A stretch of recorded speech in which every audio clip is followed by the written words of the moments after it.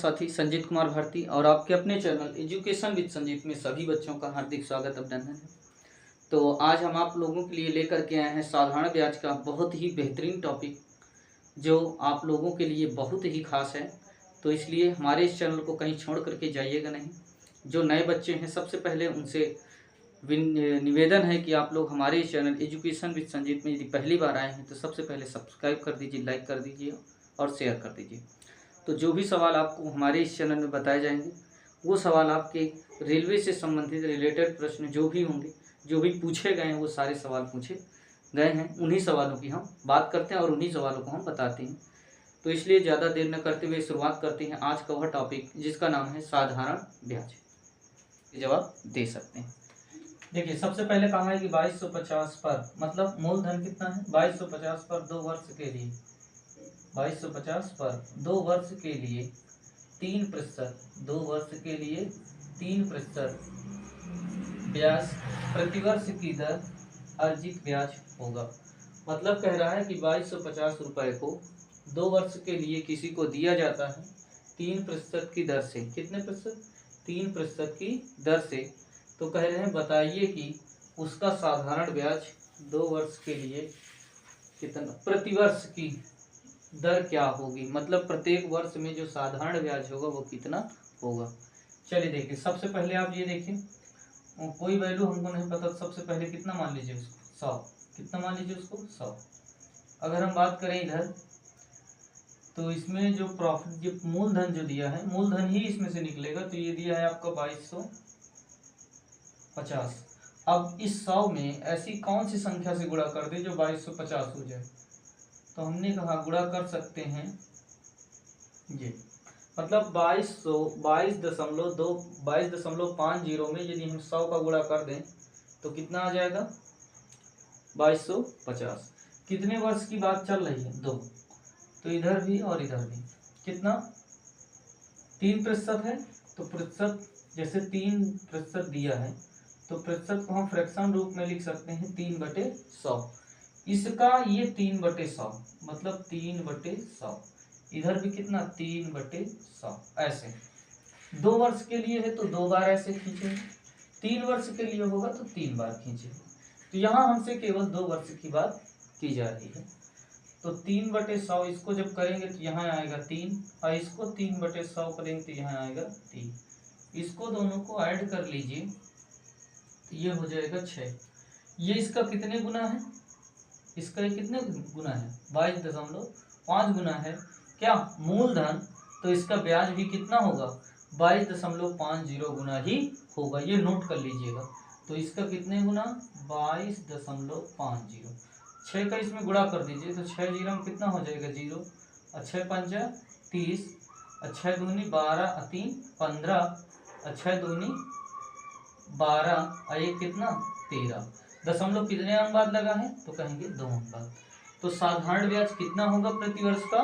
तो कहेंगे 135 रुपया। तो इसमें है कहें तो कहें ऑप्शन नंबर आपका ए में मिल रहा है। आशा करते हैं आपको समझ में आ गया होगा। नहीं समझ में आया है, चलिए दूसरा सवाल देखते हैं।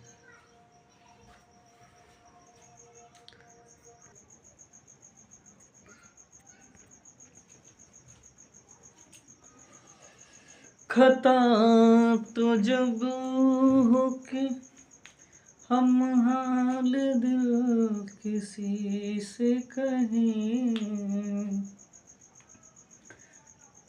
किसी को चाहना कोई खता तो नहीं। दोस्तों अगर किसी को चाहना है तो वो आपका जो भविष्य बना सके वो है आपकी शिक्षा। इसलिए शिक्षा को दिल से लीजिए और दिल से मेहनत करिए। चलिए देखिए अगला सवाल। यदि ब्याज प्रतिवर्ष 12%, कितना है 12% है, साधारण ब्याज की दर से अर्जित होता है तो 16,250, ये क्या है हमारा मूलधन है।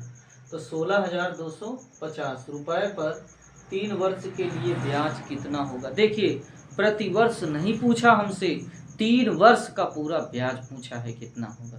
क्या पूछा है? 3 वर्ष का ब्याज कितना होगा, ये पूछा है। बहुत ही आसान तरीका है, कुछ नहीं आपको पता है। सबसे पहले आप मान लीजिए उसको कितना 100 है, मान लीजिए मूलधन कितना है 100। इसको कहा है अब 3 वर्ष के लिए, तो 3 लाइनें खींचेंगे इस प्रकार से। कितने लाइन खींचेंगे? 3। और प्रतिशत कितना दिया है? 12। प्रतिशत को फ्रैक्शन रूप में बदल लीजिए, तो 12 बटे कितना इसको कर लीजिए, 12 बटे 100। काटेंगे 2 से, 4 से काटिए, 4 3 12, 4 दूनाई 8, 4 पंचे 20। मतलब जो 12 का फ्रैक्शन रूप होगा 3 बटे कितना होगा? 25। कितना होगा? 3 बटे 25। इस 3 बटे 25 को क्या करना है? अब आप ऐसे लिखे रहे, जो मूलधन दिया है कितना दिया है? 16,250। अब इसमें हमें 16,250, इसमें हमें कौन सी ऐसी संख्या से गुणा करें? ध्यान देना, 100 में ऐसी कौन सी संख्या से गुणा करें जो 16,250 आ जाए, ये करना है सबसे पहले। तो सबसे पहले कितना हो जाएगा ये तो देख लीजिए इसमें। तो यदि हम इसमें किससे कर दें? 16,000 कितना कर दें? 162.50, मतलब 162.50 से 100 में क्या कर दें? गुणा, तो 16,250 आ जाएगा। आसान है।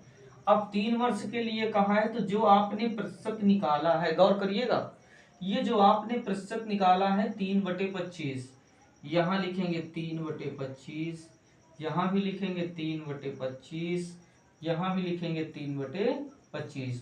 मतलब 100 का 3 बार हमें 3 बटे 25 निकाल लेना है। किसका? 100 का। तो चलिए, जब हम 100 का 3 बटे 25 निकालेंगे तो आपको अलग से हम बता दें, 3 बटे 25 गुणे करेंगे जब 100, तो 25 चौको 100, मतलब कितना आएगा? 12 आएगा। कितना आएगा? 12। तो यहाँ 3 बटे 25 गुणे 100 करेंगे तो आएगा 12, 3 बटे 25 गुणे 100 करेंगे तो आएगा 12, 3 बटे 25 गुणे 100 करेंगे तो 12। इनको तीनों को जोड़ लीजिए, 12 दूना 24, 12 तेईं कितना? 36। 36 का गुणा कर दीजिए किसमें? 162.50 में, जो आए वही क्या होगा? आंसर। गुणा कर लीजिए भाई, तो 100, तो इसमें कहीं 5750 दिया है क्या?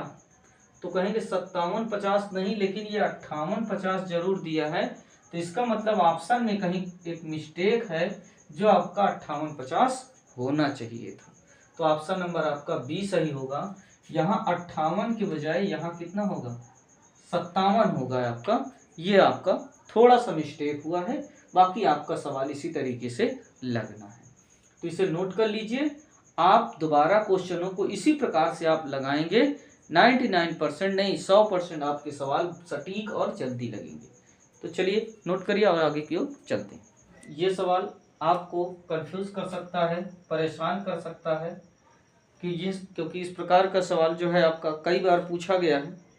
ठीक, तो आज के बाद आपको सवाल, ये सवाल कभी, आइए देखते हैं सवाल कैसे आपको लगाना। सबसे पहले अगर गौर करें आप, तो सवाल कह रहा है कि 4.5% साधारण ब्याज की दर से 4 वर्ष 6 माह का 2400 रुपये पर अर्जित साधारण ब्याज क्या होगा। कितना प्यारा सवाल है, कितना प्यारा सवाल है ये। और पेपर में पूछा भी जाता है प्यारे तरीके से। बात समझ में आई? तो इसलिए गौर करिएगा जरा। जैसे दिया है परसेंटेज, तो ये आपका दिया है दर, और दर को हम लिखते हैं आर से।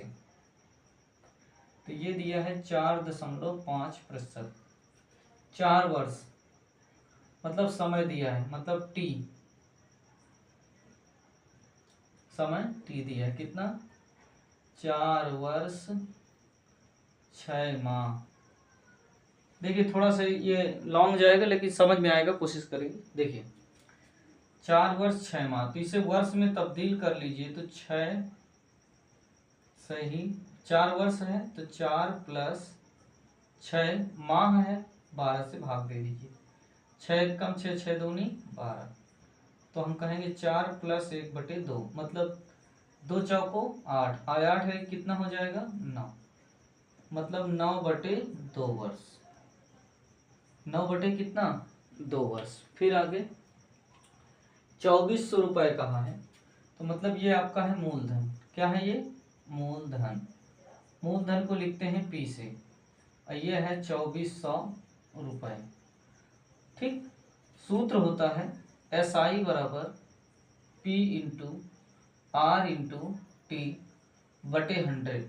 ठीक, P का मान रख देंगे 2400,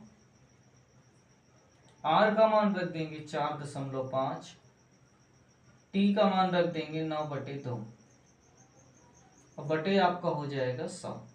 दशमलव हटाएंगे, जीरो हम बढ़ा लेंगे। ठीक, तो चलिए देखते हैं। 5 9 45 और 5 2 10, मतलब 200 आया। 2 जीरो से 2 जीरो काट देंगे, और 2 1 कम 2 2 4 और 2 6 12, तो कितना आया ये 6 9 9, तो 9 6 कितना हो जाएगा 54 गुणे 9, तो आ जाएगा 9 चौक 36 और 9 पना 45 3 48, तो कितना आया हमारा SI, तो कहेंगे 486 आ गया। ध्यान से आप लोग, बस आपको ये सूत्र थोड़ा सा याद है। ठीक, चलिए इसे नोट करिए, फिर आगे की ओर शुरुआत करते हैं।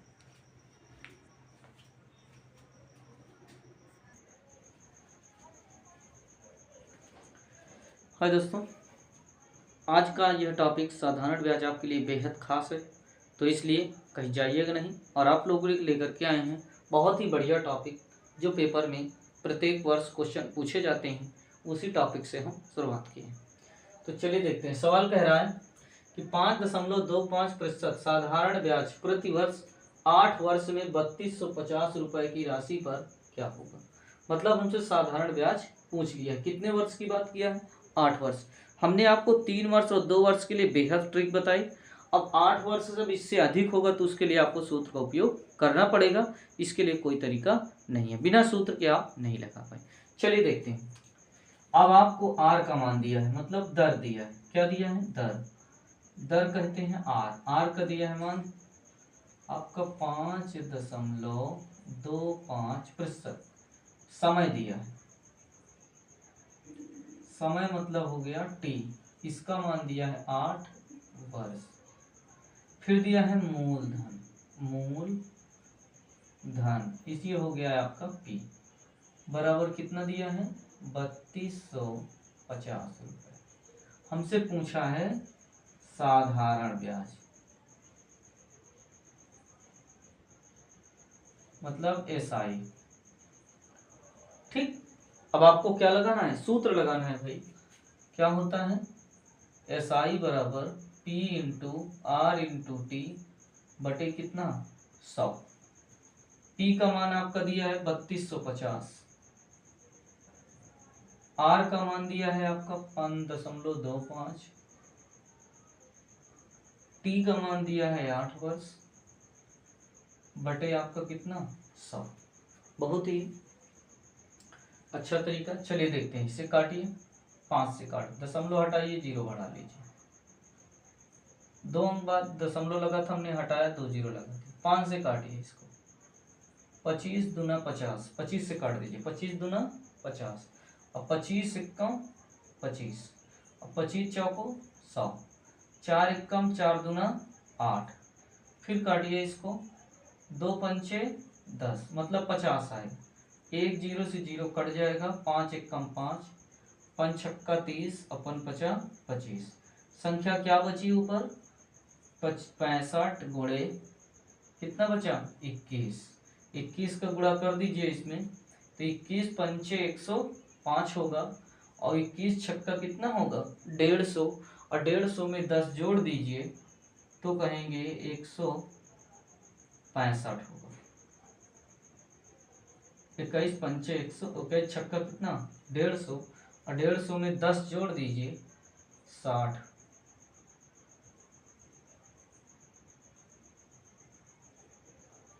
गुणा कर लीजिए, एक ऐसा होगा आपका C नंबर, तो यहाँ आएगा 1365 रुपये। क्या आएगा भैया, ऐसा ही आएगा। कितने वर्ष के लिए, 8 वर्ष के लिए। नोट कर लीजिए इसको। देखिए, कहीं जाने की कोई आवश्यकता नहीं है। आप सबसे पहले अगर नए हैं तो हमारे इस चैनल को सब्सक्राइब कर लीजिए, लाइक कर दीजिए। आपको इसी तरीके की ढेर सारी वीडियो जो आपके पेपर के लिए बेहद खास है, और इन सवालों को कभी कंबाइंड करके जो है आप देख सकते हैं। पेपर में आए हुए सवाल हैं, कोई भी सवाल आपको बाहर से नहीं बताया जाए।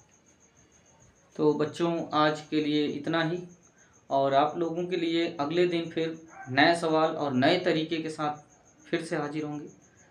तो यदि आप लोग चैनल में नए हैं तो सबसे पहले हमारे चैनल एजुकेशन विद संजीत को सब्सक्राइब कर लीजिए, लाइक कर दीजिए और ज़्यादा से ज़्यादा बच्चों तक शेयर कर दीजिए। तो आज के लिए इतना ही। जय हिंद, जय भारत।